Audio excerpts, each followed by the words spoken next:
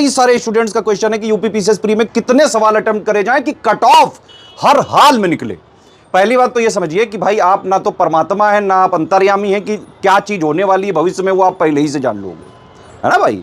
पहले जब आप वहां पे पेपर देने जाओगे, वहां पे पेपर अटेम्प्ट करना चालू करोगे, धीरे धीरे जो है आपको लेवल का पता चलेगा। अभी से कैसे भाई फिक्स कर लोगे कि आपको पता है कि भाई टफ आने वाला है, मॉडरेट आने वाला है, एनालिटिकल आने वाला है, कॉन्सेप्चुअल आने वाला है, फैक्चुअल आने वाला है, कैसा आने वाला है, ये तो पेपर जाके ही डिसाइड करोगे ना। हाँ, इसका एक वैज्ञानिक तरीका यह है कि आप क्या करें, 2 राउंड में पेपर को सॉल्व करें। पहले राउंड में आप 1 से लेकर 150 क्वेश्चन तक सारे अटेम्प्ट एक बार जरूर करना, क्योंकि कई बार ये अफसोस रह जाता है कि भाई कुछ क्वेश्चन क्या पता आप 100 तक फंस जाओ, टाइम उसमें वेस्ट हो जाए, 150 तक जा ही ना पाओ, फिर बाद में पता चले पेपर से बाहर आके कि लो 100 से 150 वाले तो सबसे ज्यादा चलते हैं, अब मैं क्या करूं। ये नहीं आने देना है। इसीलिए 1 से लेकर 150 तक जो 100% आपको आते हो सिर्फ वही अटेम्प्ट करें, ठीक। चाहे वो 60 हो, 70 हो, 80 हो, जितना भी निकले, 60 भी निकला है तो काफी है। फिर अगर आप एक बार ये राउंड पूरा चला लिए 1 से लेकर 150 तक, करीबन ये 1 घंटे के अंदर ही करना, ठीक है। जो आता जाए फटाक से उड़ाते जाओ और गोला साथ साथ फिल करते जाओ, इससे आपको लेवल पता चल जाएगा। लेकिन आप एक बात ये भी समझें कि यूपीपीएससी की एक सच्चाई ये भी है कि भाई कट ऑफ आप देखें 2018 से देखेंगे, क्योंकि 2018 से ही निगेटिव मार्किंग आई थी 1/3। उसके बाद से अगर आप कट ऑफ देखेंगे तो हाईएस्ट 2018 में गया 126 नंबर, फिर 19 में 117, फिर 110, 115, 111 और 125 2023 वाले में गया है। मोटा मोटा अनुमान यह है कि जो भी मतलब जो हाईएस्ट कट ऑफ जाता है जनरल कैटेगरी का, ओबीसी का, ईडब्ल्यूएस का, इनके जो कैंडिडेट्स हैं इनको 95 क्वेश्चन नेट में सही करके ही आने हैं, निगेटिव मार्किंग को इंक्लूड करके। समझ में आ गई बात कि नहीं।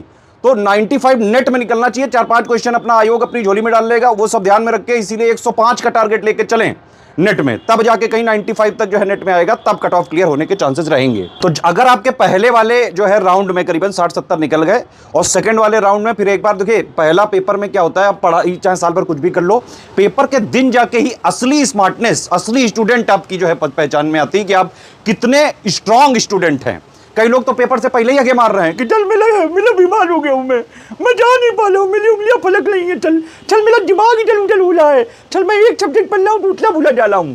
अगर आपने साल भर पढ़ाई करी है, मेहनत करी है, रिवीजन किया, प्रैक्टिस करी, अपने ऊपर भरोसा रखना सीखिए, ठीक है। अगर आप शुरू में वो वाले क्वेश्चन अटेम्प्ट करना चालू करोगे कि जो आपको मान लो आपने पहला किया गलत हो गया, दूसरा किया नहीं आ रहा है, तीसरा किया नहीं आ रहा है, चौथा किया नहीं आ रहा है, इस तरह से अगर आप जो है करना चालू करोगे कि लगातार जो है 10-15 क्वेश्चन आपने ऐसे जो है शुरू में सॉल्व कर लिए जो आपको हो ही नहीं रहे हैं, ठीक है, तो साइकोलॉजिकली जो है आपके ऊपर पेपर हावी होता है। इसलिए साइकोलॉजिकली आपको हावी होना है, आप अटेम्प्ट करते जाएं। जो भी पहले वाले में देखो वही वाला क्वेश्चन 100% जो आपको पता हो वही वाला पहले वाले राउंड में आप जो है सॉल्व करना, गोला फिल उसी का करना, ठीक है। सेकंड राउंड में अगर आप एक बार जो है पहले वाले राउंड में 40 मिनट 1 घंटे में कर लेते हैं, करीबन 60, 65, 70 जितने भी निकले आपके, ओवरऑल मोटा मोटा अनुमान यही है कि भाई 125, 130 के आसपास अटेम्प्ट करना ही पड़ेगा, क्योंकि आपने बहुत सेफ साइड खेला कि 1/3 निगेटिव मार्किंग है, चल मैं सेफ चलूंगा। भाई सेफ ज्यादा रहोगे ना तो फिर पहले ही होक देगा आयोग।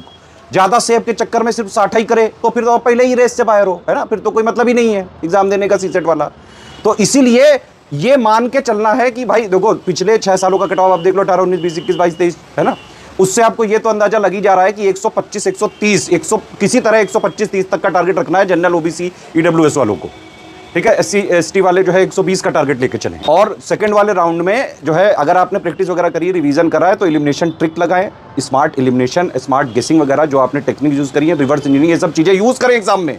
यही सब तो फायदा होता है जो लोग प्रैक्टिस करते हैं, लगातार साल भर रिवीजन करते हैं, पढ़ते हैं। एग्जाम में जब आप जाओगे, अगर आपने SCS की पेड क्विज और टेस्ट सीरीज लगा रखी है, आपको यही लगेगा सिर्फ आप SCS पेड क्विज और टेस्ट सीरीज का ही कोई क्वेश्चन सॉल्व कर रहे हो। मेरे हिसाब से जो है 125-30 के आसपास जो है एक अच्छा अनुमान माना जा सकता है। बाकी पेपर लेवल पे डिपेंड करेगा। टफ हुआ तो सब लोग जो है होके जाएंगे, ईजी हुआ तो सब उड़ा के आएंगे, सिंपल सीधी बात है।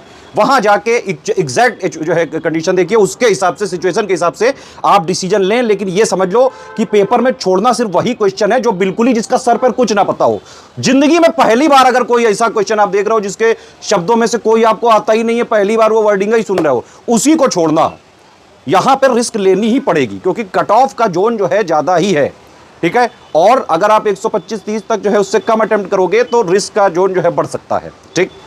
तो पहले वाले राउंड में आपने जितने भी निकाले हो, सेकंड राउंड में आप देख समझ के करिए कि करीबन जो है अगर मान लो सेकंड राउंड के बाद भी 100-110 ही निकलना है, थोड़ा बहुत रिस्क लीजिए, ठीक है।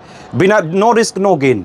अगर रिस्क नहीं लोगे जीवन में तो कोई गेन ही नहीं है, फिर तो लुल्ल बन के रहो।